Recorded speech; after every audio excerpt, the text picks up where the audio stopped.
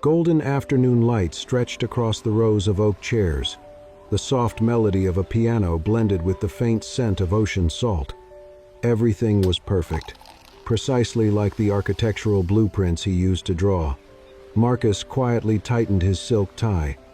Then, a voice broke through the air. It did not come from the altar. Marcus.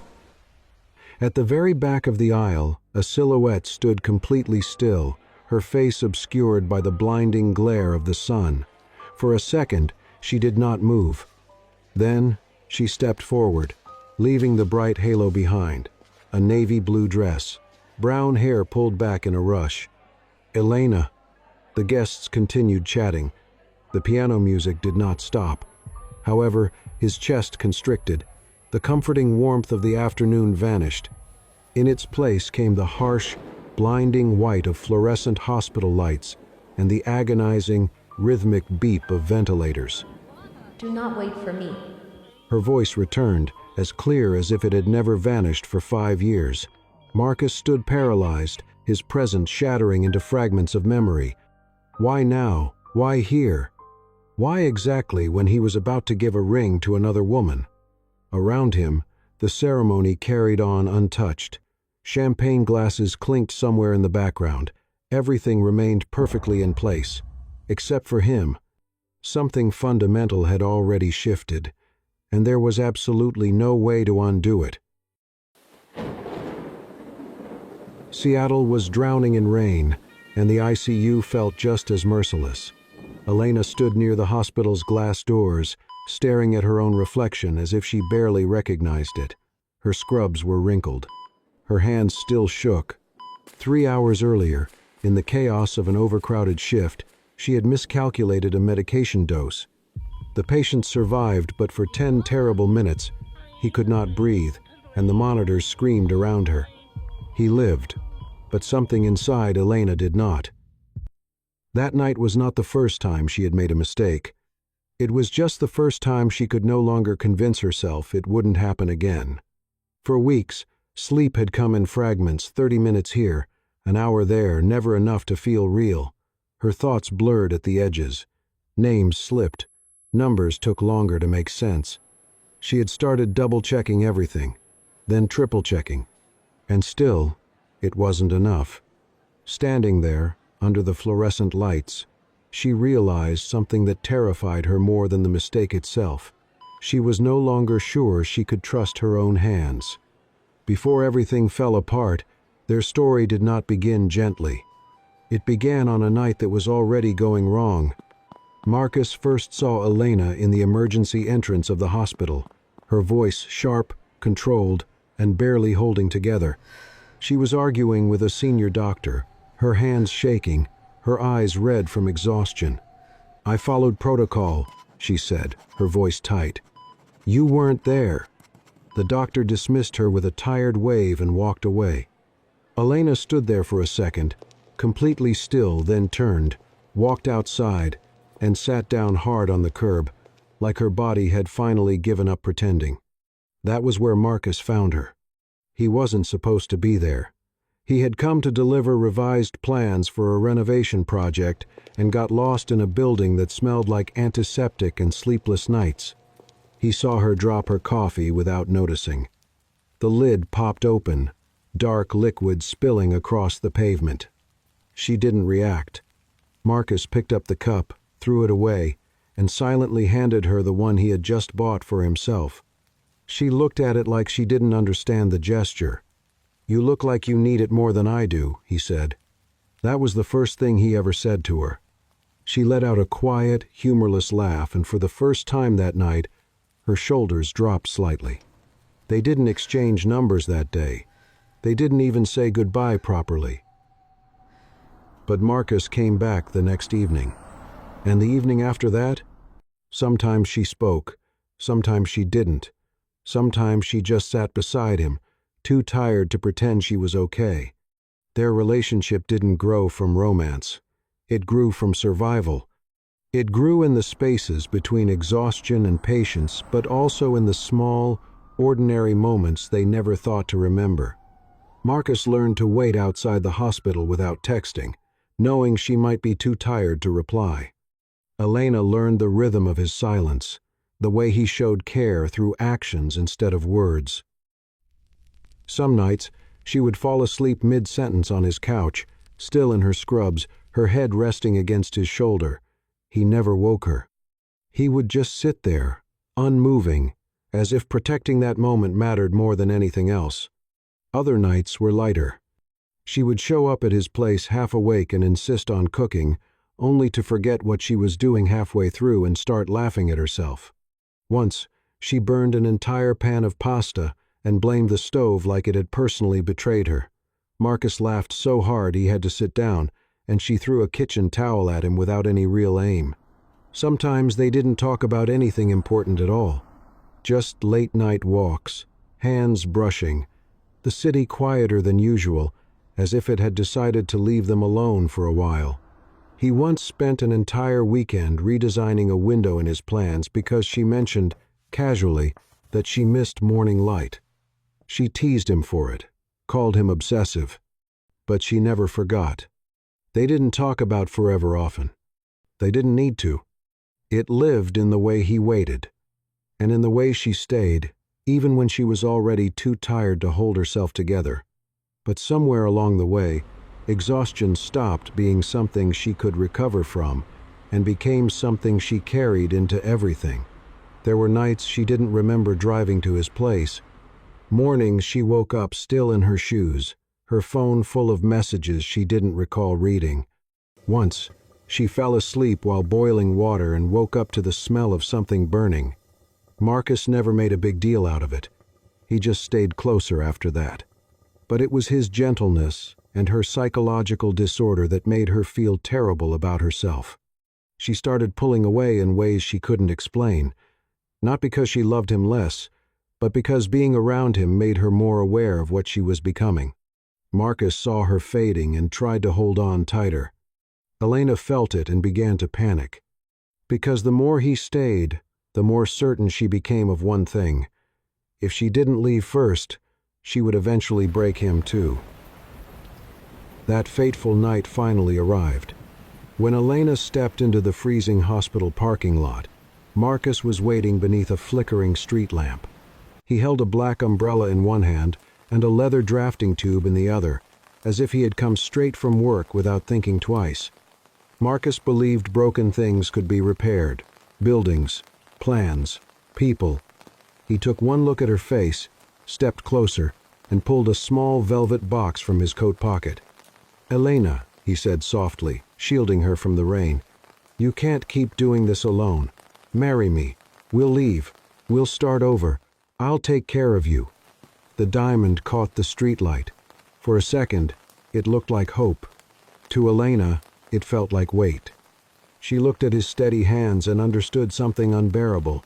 She had nothing left to offer him except damage. If she stayed, she would only drag him deeper into the darkness she was already drowning in. Her breathing turned ragged. Before he could slide the ring onto her finger, she lunged forward and snatched the leather tube from his grip. She pulled out the thick parchment inside, his master blueprint, the career-defining project he had spent 6 months perfecting. "Elena, what are you doing?" he asked, shock replacing the hope in his eyes. She did not answer. With shaking, ruthless hands, she ripped the heavy paper directly down the middle. Then she tore it again, letting the ruined pieces fall into the muddy puddles at their feet. The intricate ink lines immediately began to bleed into the dirty water. Marcus stared at the destroyed pages, completely paralyzed.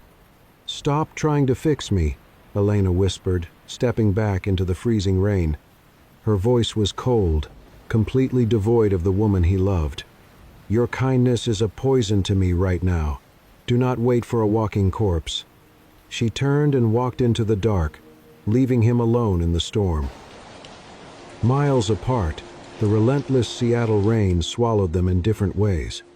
Elena sat curled in the corner of a cold porcelain bathtub, still in her damp scrubs, her coat clinging to her shoulders. The lights were off. She hadn't even turned on the water. Her arms wrapped tightly around her knees, as if she were trying to hold herself together. At first, No sound came out. Then the sobs hit uneven, uncontrollable, breaking through the silence she had tried to keep. She wasn't just crying for what she had ended. She was crying for the part of herself she no longer recognized. Across the city, Marcus didn't cry. He sat at his drafting desk, the torn blueprint spread out in front of him.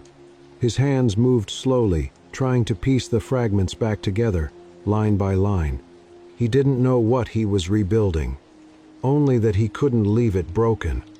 Elena never knew what she had destroyed. It wasn't a project. It was the home he had designed for them, the morning light she loved, the quiet corner she would read in, the porch where they were supposed to grow old. Now it existed only in pieces, slipping apart in his hands. Elena left Seattle soon after. She didn't say goodbye. She just disappeared into a small coastal town in Oregon, chasing a kind of silence she hoped might quiet her mind. For a while, it almost worked. Then, 2 months later, everything changed. She was pregnant. For a brief, fragile moment, she thought about going back, about telling him, about undoing everything. But her body, worn thin by exhaustion and years of pushing past its limits, couldn't carry it. She lost the baby before she ever made the call. The pain passed. The guilt didn't. Lying in a quiet clinic room, Elena understood something she couldn't unlearn. She hadn't just left Marcus. She believed she had failed the one life she was supposed to protect. After that, going back was no longer an option. While Elena buried her grief on the coast, Marcus built a life that felt hollow but stable. He worked, he designed, he kept moving. Not because he had healed, but because standing still felt worse. Marcus met Sarah at a hospital charity event he almost didn't attend. He had planned to leave early, but then she sat down across from him. "You knew my sister," she said, her voice calm but direct. Marcus looked up, caught off guard. "Elena took care of her," Sarah continued. "She said your name once." That was the first time anyone had spoken about Elena out loud in months. Marcus didn't know what to say, so he didn't. And strangely, Sarah didn't seem to need him to. They talked in fragments that night, about hospitals, about long nights, about the quiet exhaustion that never really leaves. There was no spark, no sudden shift, just a kind of recognition like two people who had both seen something they couldn't fully explain. After that, they kept running into each other. Coffee that lasted longer than expected, walks that didn't need a destination, conversations that paused without becoming uncomfortable. Sarah never asked him to explain the past. She noticed it instead. The way he went quiet when it rained, the way his eyes drifted when someone mentioned the ICU. She didn't try to replace any of it. She just stayed. Not loudly, not urgently, just consistently. And over time, something shifted.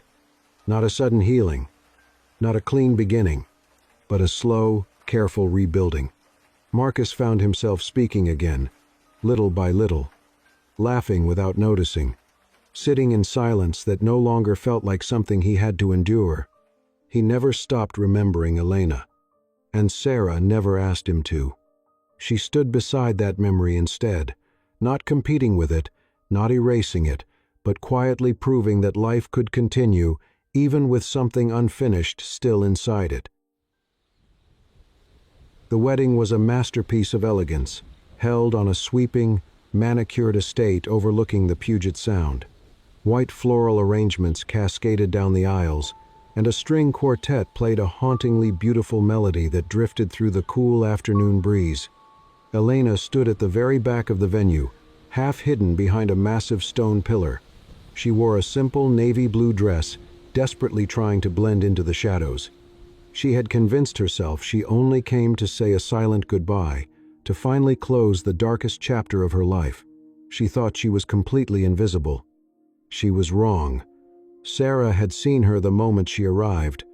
Sarah had always known about Elena, the nurse Marcus never fully stopped carrying inside him. She had seen it in the quiet pauses, in the look on his face whenever rain hit the city, in the parts of him that still belonged to a story he never finished. That was why Sarah had sent the invitation herself, not to humiliate Elena, not to create a scene, but because she refused to begin a marriage while the past was still standing at the door. At the altar, the golden afternoon sun bathed the couple in a warm, cinematic glow. The priest spoke of enduring love, unshakable commitment, and leaving the past behind to forge a new future. Marcus looked handsome, steady, and resolute. He held Sarah's hands gently, ready to recite the vows he had meticulously memorized. The guests sat in absolute silence, completely captivated by the picture-perfect scene. "May we have the rings?" the priest asked, his voice echoing across the quiet green lawn. Marcus reached into his tailored suit pocket. However, before he could pull out the small velvet box, Sarah gently pulled her hands away from his firm grasp. The sudden, unexpected movement sent a visible ripple of confusion through the front rows. Marcus frowned, his steady composure instantly slipping into a brief moment of panic. "Sarah, what is wrong?" he whispered, his voice trembling slightly. Sarah did not look angry. She looked profoundly calm and fiercely determined. She reached out and touched his cheek, her eyes filled with a sad, resolute wisdom. "I cannot accept that ring, Marcus, not until you are truly ready to give it to me," Sarah said softly, yet her voice was clear enough for the closest guests to hear. She slowly turned him around by his shoulders, pointing directly toward the heavy stone pillar at the back of the estate. "Look at the last row, Marcus," she commanded gently. "Your past is standing right there. You need to make your final choice right now, in front of God and everyone here, before we take another step forward." Marcus turned his head, and the entire world stopped. For a moment, no one reacted. The music had already stopped. What remained was a strange, suspended quiet, not silence, but something heavier. Guests shifted in their seats, unsure where to look. Some turned toward the back.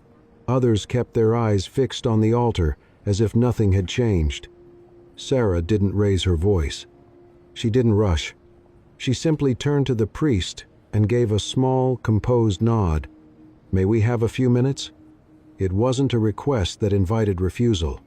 "Marcus, come with me," she whispered, taking his numb hand. She then gestured toward Elena, her gaze firm but completely devoid of malice. Elena's first instinct was to turn and run back to the parking lot, but her legs refused to move. She knew she owed them this final closure. Minutes later, the heavy oak door of the private bridal suite clicked shut, instantly muffling the frantic murmurs of the crowd outside. The room smelled of fresh lilies and heavy, suffocating tension. Sarah let go of Marcus's hand, giving him space, but she did not leave the room. She stood quietly by the window, her presence acting as a steady, grounding anchor. Marcus looked at Elena, his face pale and strained. He was no longer the desperate, heartbroken man from 5 years ago. He was a groom whose wedding had just been abruptly halted. Elena pressed her back against it, pale and unsteady. "I didn't come here to stop this," she said. "I was in Seattle to sign paperwork for my house. I only wanted to see you once from a distance and then leave." Marcus stared at her, his voice low and controlled. "Then why did you disappear like that? I spent 2 years thinking I had pushed you over the edge. I just need to know why." Sarah stood by the window, quiet but unwavering. "Leaving explains part of it," she said gently, "but not the silence. He tried to find you. He thought you might be dead. What were you so ashamed of?" Elena's face crumpled. "I almost called you," she whispered to Marcus. 3 months after I left, I was going to come home." He took a step closer. "So why didn't you?" Elena shut her eyes. "Because I woke up in a clinic in Oregon, and everything had changed." Marcus frowned. "What happened?" Her lips trembled before the words finally came out. I lost baby. "I didn't know I was pregnant when I left," she said, her voice breaking. "When I found out, I wanted to tell you. But then it was gone, and I couldn't face you after that." Marcus stumbled back as if the floor had shifted beneath him. He sat down hard on the edge of the sofa, one hand covering his mouth. The grief that hit him was too large for anger, too late for repair. When he looked up again, his eyes were red. "You decided that for me," he said hoarsely. "You let me mourn a breakup while you mourned our child." "I was drowning, Marcus," she wept quietly, her hands covering her face. "I couldn't drag you under with me, not after everything I had already done to you." Marcus stood up, the instinct to protect Elena rising in him before he could stop it. For years, he had been the one who caught her when she broke, the one who stayed. Now, looking at her trembling shoulders, that instinct returned with a force that almost erased everything else. He wanted to cross the room, pull her close, forgive her, and finally grieve the life they had lost together. For a moment, the present blurred. There was only Elena, the hospital, and the echo of a future that never happened. He took a step forward. Then he felt movement behind him. Sarah stood. She didn't reach for him. She didn't speak. She simply stood there, steady and quiet, her presence impossible to ignore. Marcus turned, and reality came back all at once. This was the woman who had stayed when he was broken, who had rebuilt a life with him piece by piece. She had never asked him to forget, only to choose. Marcus stopped. His breath caught as the weight of it settled in. If he went to Elena, he would be honoring a past filled with love and loss, but destroying the woman who had helped him survive it. If he stayed, he would be choosing the life he had built, while leaving Elena to carry her guilt alone. The room fell silent around him. Marcus looked from Elena to Sarah, unable to move, realizing that whatever he chose, someone he loved would walk away shattered. The suffocating silence in the bridal suite shattered when a violent pounding hit the door. It burst open, and Liam stumbled in, pale and breathless. "Marcus, Sarah, someone collapsed. It's Uncle Richard. I think it's his heart." The emotional tension in the room vanished instantly. Marcus and Sarah froze, still processing, but Elena moved without hesitation. The fragile, broken woman was gone. In her place stood a trained ICU nurse. "Where is he?" she demanded, her voice sharp and steady. She ran before anyone could answer. Marcus and Sarah followed as she pushed through the panicked crowd. Guests parted around them, whispers rising. Richard lay on the grass, his face gray, lips blue, completely still. Elena dropped to her knees, pressing 2 fingers to his neck. "No pulse," she said. "He's in cardiac arrest." She began compressions immediately, fast and precise. "Call 911. Tell them we need advanced life support." "Liam AED now." Her dress soaked into the grass, her arms strained with effort, but her rhythm never broke. She counted under her breath, steady, relentless. Marcus stood frozen a few steps away. The noise of the crowd faded, the world narrowing to Elena alone. Sweat clung to her face, her hair coming loose, her movements raw and focused. She didn't hesitate. She didn't falter. She just fought. With every compression, she dragged his uncle back from the edge of death, using nothing but strength and skill. And as Marcus watched, something inside him shifted. The resentment he had carried for 5 years began to crack. He saw her clearly, really saw her for the first time in years. Not the woman who left, not the one who broke him, but the one who had given everything she had to save others, even when it cost her everything else. She was exhausted, scarred, and still standing. In that moment, Marcus understood the truth he had been avoiding. Elena had never stopped being strong. She had simply collapsed under the weight of carrying too much alone. The ambulance sirens faded into the distance, leaving behind a heavy, exhausted silence over the estate. The crisis was over. When paramedics loaded Uncle Richard into the ambulance, he had a pulse, thanks to Elena's relentless compressions.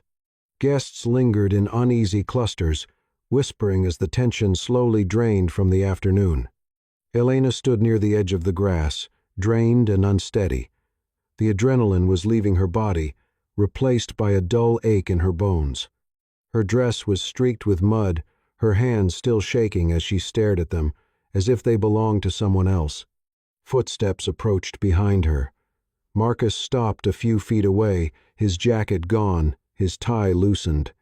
The anger that once filled him had been replaced by something quieter, heavier. The distance between them felt impossible to cross. "They said he'll make it," Marcus said, his voice rough. "If you hadn't started when you did, he wouldn't have survived." Elena nodded faintly. "He'll need treatment," she said, "but he has a chance." Marcus stepped closer, careful, as if the moment might break. "Thank you," he said softly. "And I'm sorry. For everything. For pushing you. For not understanding. For the child. I should have found you." He looked toward the empty altar, then back at her. "I can't stand there and pretend this doesn't matter," he said. "I'll stop it. We can leave. We can try again." The words hung between them. Once, they would have meant everything. Elena closed her eyes, then shook her head. She stepped back, quiet but firm. "Don't," she said, her voice unsteady but clear. "Don't destroy her life because you feel guilty about mine. This won't bring anything back. It will only hurt someone else." Marcus swallowed, his eyes filling. "I loved you," he said. "I know," Elena replied. "I loved you too, but love doesn't always survive the timing. We missed it." She glanced toward Sarah, who stood at a distance, watching, waiting without forcing anything. "She stayed," Elena said softly. "She helped you build something real. I can't ask you to lose that just because I'm here now." Marcus tried to speak, but stopped.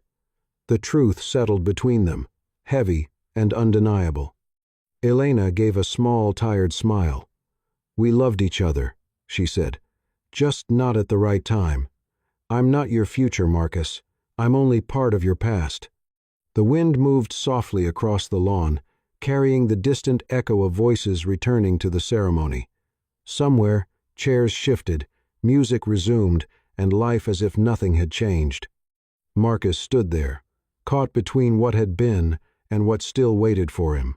His chest felt tight, his thoughts unsteady, as if the ground itself might give way.